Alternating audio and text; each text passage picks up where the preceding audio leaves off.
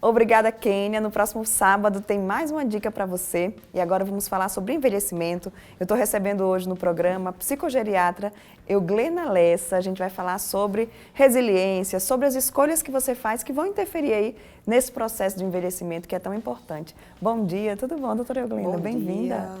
Obrigada pelo convite inicialmente, né? Bom dia a todos que estão aí nos assistindo.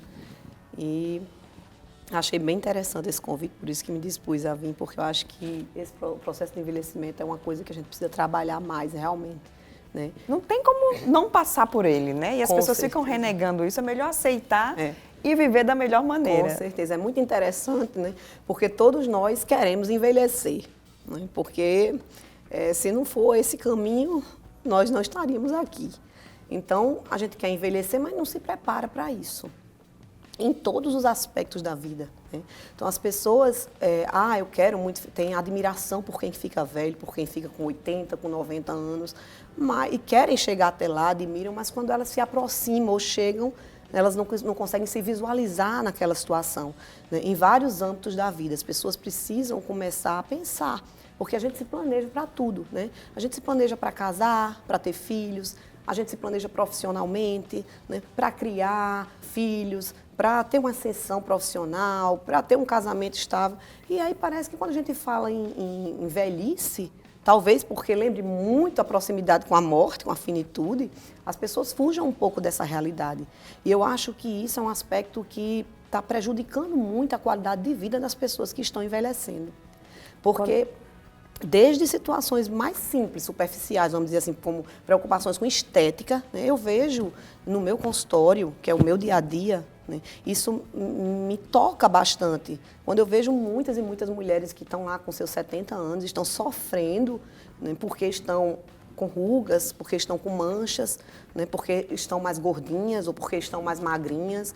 E por conta disso, elas não saem de suas casas, elas não querem mais se divertir ou ter um momento em família ou ir ao shopping, né? Pessoas que colocam defeitos nas mais coisas mais simples, né? Enquanto a gente vê que tem outras pessoas que têm problemas muito sérios de saúde, que têm problemas... Essa semana eu atendi uma idosa que ela sentou com a almofadinha dela, porque ela tinha uma fratura no cóccix. E aí ela sentou e eu falei, eita, deve estar incomodando muito. Ela disse, nada, doutor, isso aí eu tiro de letra. Né? Eu tenho 88 anos, estou lúcida, estou sabendo de tudo, vim aqui me consultar com a senhora, eu agradeço a Deus todos os dias. Então, assim, a gente vê claramente a diferença entre uma pessoa que consegue envelhecer de forma positiva, né? De uma forma bem-sucedida, digamos assim, de uma pessoa que não. E a diferença disso não está meramente no fato de você estar doente ou não, né? É questão de aceitar, né? De aceitação, de preparo, de resiliência, né? Acho que essa palavrinha resiliência, que eu sempre gosto de falar quando a gente vai tocar em algum assunto relacionado ao envelhecimento, ela é fundamental.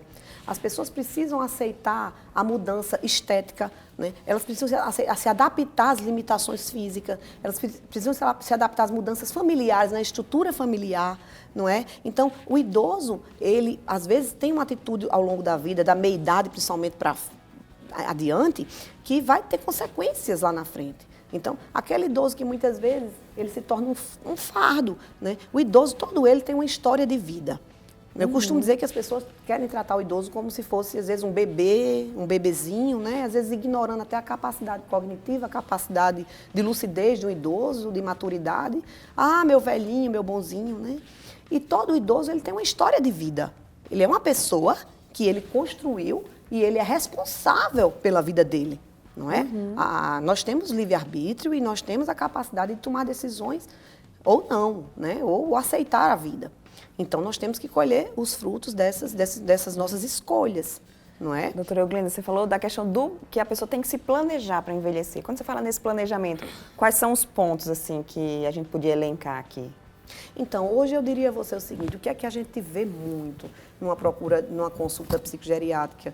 A gente vê muitas pessoas preocupadas meramente com essa questão de saúde. E a saúde, ela se traduz para essas pessoas como você está com as taxas, digamos assim, que eles chamam, né? Boas no sangue, tá com a pressão controlada, não tem um diabetes, não é? Mas a saúde, ela é muito mais abrangente. Então, assim, se você tá com sua pressão boa, sua diabetes boa, com tudo bem, meus exames a gente olha, tá tudo bem, mas a sua parte emocional, o seu psique não está equilibrado, né, isso é um problema muito grande, porque nada daquilo que você tem você consegue sequer valorizar ou usufruir. Né? Então, volta àquela história. Né? É importante que a gente olhe para tudo como um conjunto. As pessoas valorizam hoje muito mais fazer um exame de sangue de rotina, não que não seja importante, é claro que é, mas isso é importante. E, de repente, ir para uma reunião familiar não é importante. Participar de um grupo de igreja que participava antes se torna secundário. Né? E hoje, temos hoje no mundo grandes estudos conduzidos para avaliação da felicidade, por exemplo, das pessoas, e o aspecto que mais ressalta são essas questões sociais, de interação social, né? De como você deve se relacionar com as pessoas e com a vida e com o mundo, e não só você se voltar e fica fazendo exame de sangue, aí hoje está normal, aí o ano que vem eu faço de novo. Então parece até que as pessoas estão só esperando fazer o exame para... diagnóstico ruim. As pessoas vivem como se estivessem só aguardando o diagnóstico ruim e aguardando a morte. Né? E por incrível que pareça, tem gente que até quando recebe o diagnóstico, olha, você tem algo ruim realmente, olha, agora a senhora está realmente com uma doença, sei lá, uma neoplasia ou uma doença mais grave, e a pessoa parece que ali ela, consegui. E muitas vezes isso é a representação de uma carência, de outras necessidades. Né? Quantos e quantos idosos envelhecem e procuram médicos e profissionais de saúde e batem na porta o tempo inteiro, porque às vezes quer o carinho de um filho, quer o carinho de um companheiro que não tem, né? Porque se tranca, porque se restringe, porque se fecha. E o autoconhecimento é fundamental, realmente. A partir dele eu posso saber o que é bom para mim, eu posso fazer minhas escolhas. Se eu não tenho isso, fica tudo muito mais complicado. Então a gente observa, eu vejo as vidas das pessoas que me ensinam. São vidas, a gente aprende com as vidas. Né? Aquilo não é cinema, não é filme, não é ficção. É a vida real mesmo. Né? Então, a vida real deles tem me mostrado e isso que a gente precisa enfrentar a solidão, a gente precisa abrir o coração, a gente precisa expressar os nossos sentimentos, a gente precisa ser mais fiel ao que a gente sente, ao que a gente deseja. Né? A gente precisa reclamar menos e agradecer mais, né? E a gente precisa ter atitude. Né? Fica em casa, eu quero tanto que o outro me ligue. Por que você não me ligou? Por que fulano não me procura? E por que você não procura? Por que você não faz alguma coisa por você? Não é? Eu preciso que o meu filho não faça uma atividade física porque não tem quem me leve. Hoje em dia a gente tem Uber, a gente tem tudo.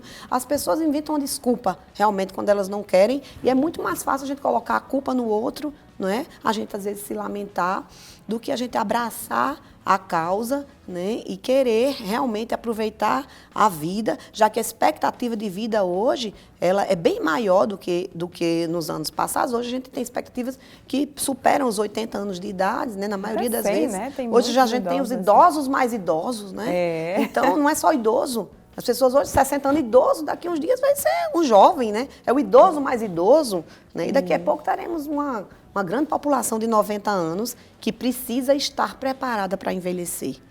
Eu lembro que eu li uma matéria uma vez falando assim, que existe um risco muito grande da gente ser condenado a envelhecer. Exatamente essa falta de planejamento. Que aí você vai realmente... O próprio Estado, o país não está preparado e nem você está preparado para viver esse momento. Não. O Estado não está preparado, a população, ela tem, nos últimos 20, 25 anos, a gente tem visto assim, a população de idosos triplicar, né? E nada acompanha isso. Né? O sistema de saúde não acompanha isso, o comércio não acompanha isso, os profissionais não acompanham isso. Eu aqui em Natal tenho dificuldades em encontrar, por exemplo, alguém que seja especialista em atividade física para idosos para orientar um paciente meu, né? Para acompanhar um paciente. Eu tenho dificuldade, né? Um fono que seja especialista em idoso, terapeutas ocupacionais mais voltados. Então, assim, a gente tem essa demanda de mercado, que tem essa necessidade. Né? Não quer dizer que... porque parece que as pessoas têm preconceito. A idoso, né? Da mesma forma, as pessoas, por exemplo, hoje, uma pessoa com 70, 80 anos, ela precisa estar preparada para planejar esse envelhecimento dela, né? Então, eu li recentemente um livro de uma jurista, que ela é uma juíza de direito de vara de família, que, acho que o título é, se eu não me engano, Velho Eu, né? E aí ela diz, tipo as pessoas chegam com 80 e dizem assim, eita, agora estou velho. E aí, de repente, você tem um AVC e você não pôde expressar a sua vontade. Você está bonzinho. Quantas pessoas estão boas caminhando, acham que estão com 80 anos, estão na academia, eu estou ótimo. Aí tem um AVC, uma trombose, né? E aí no outro dia, está lá, perde a lucidez, perde a capacidade de autonomia, não tem mais como dizer, quando eu ficar assim, um dia, se eu ficar assim, eu quero que alguém cuide de mim. Eu tenho 10 filhos, quem é que vai cuidar de mim? Esse, essa, né? Uhum. E aí a gente vê no consultório, se traduz em briga. Um filho brigando com o outro, porque eu cuido melhor de mamãe, porque eu cuido melhor do papai, né? Porque mamãe sempre se deu melhor comigo. E aí entra questões financeiras, não é? As pessoas deixam para morrer e deixar os filhos brigarem por herança, né? Então, por que não se expressa antes? Então, assim, o medo de todo esse processo, porque falar em partilha, falar em bens, falar em quem vai cuidar de mim, remete à doença, remete à morte, mas é isso que vai acontecer. A única certeza, né, que nós temos é que vamos morrer, não é? E aí não temos nem certeza se vamos envelhecer, mas queremos. Então, vamos nos preparar para isso, né? Acho que vamos pensar um pouco disso, quebrar esse estigma, né, da velhice, sabendo que eu particularmente não concordo que a velhice seja a melhor idade. É a minha opinião pessoal. Né? Essa coisa de melhor idade, eu não acho que é a melhor idade. E acho que a grande maioria dos meus pacientes também não acham que é a melhor idade. Né? Então, não posso estar dizendo para uma pessoa que está com a dor óssea, que corria, que pulava, que aquela é a melhor idade. Né? Mas também não é uma idade ruim, porque é uma idade onde todos nós queremos chegar. Né? Então, ela pode se tornar melhor ou cada vez melhor, né, se a nossa gratidão ela prevalecer, se a nossa resiliência prevalecer, se a nossa capacidade de superação prevalecer e o nosso entendimento e aceitação. E se a gente se preparar em todos os âmbitos, né? E esperamos que a saúde, que os governantes aí acordem para isso, né? Eu trabalho num sistema de saúde público também aqui em Natal e que é um programa de demência, né? Então, nós estamos precisando de ajuda, né? É um programa de referência para idoso, onde simplesmente até a acessibilidade está prejudicada. Então, até onde a gente vai? Né? Uma doença que só aumenta no mundo inteiro. O mundo inteiro aumenta. E aí a gente tem um programa que está quase fechando, porque não tem olhar para esse programa. Então, realmente, a gente tem muita coisa, acho que muito a acordar, mas se a gente parar para pensar, cada um de nós, que daqui a pouco tempo, porque o tempo passa muito rápido, né? Voa. Nós estaremos lá, seremos nós lá, não é? E aí a gente começa a pensar, o que é que a gente poderia fazer hoje, né? Pelos nossos idosos e para nós também, quando chegarmos lá, né? Então, acho que tudo isso é muito importante. Que fique a reflexão, né? A gente já está aí caminhando para virada de mais um ano, então que fique a reflexão para todos aí. Né? O que é que eu posso fazer por mim e por minha mãe, por exemplo, que também já está chegando nos 70, né? E os idosos que convivem conosco. Obrigada, Com certeza. Eu queria, assim, aproveitar e deixar essa mensagem de fim de ano, né? Para todos aqueles idosos que hoje, tantos que estão gratos, né, porque eu acho que a gratidão ela é fundamental, estejam gratos por acordarem todo dia. Então, hoje é algo que eu bato na tecla todo dia dos meus pacientes. Eu digo, olha, vamos agradecer todo dia, antes da gente reclamar da dor no osso, né, da pele feia. Vamos abrir o olho e agradecer, né? Agradecer por estar vivo, por estar lúcido, por estar consciente, por estar orientado, né? E mesmo que você tenha um diagnóstico de alguma doença ruim, de qualquer coisa, você agradeça pela sua família, por ter condições de tratar, por ter tanta coisa boa que tem ao seu redor e às vezes você não percebe, não é? E aí, sempre buscar ajuda, buscar apoio, buscar estar junto das pessoas, né? Em sociedade, em coletividade, né? A solidão, ela não é um aspecto legal para ninguém, né? E estar só, não é, quer dizer, às vezes você tem que estar acompanhado, mas estar só, né? Então, tem que ter relações de qualidade. A gente tem que manter as relações de qualidade. Ótimo, obrigada. E um ótimo final de ano para todos Feliz vocês, ano novo, que a gente feliz possa Natal envelhecer também. com muita dignidade, né, com muita serenidade, com muita gratidão. Amém. Obrigada, doutora. Por nada. Viver Bem vai para o rápido intervalo e já já a gente está de volta.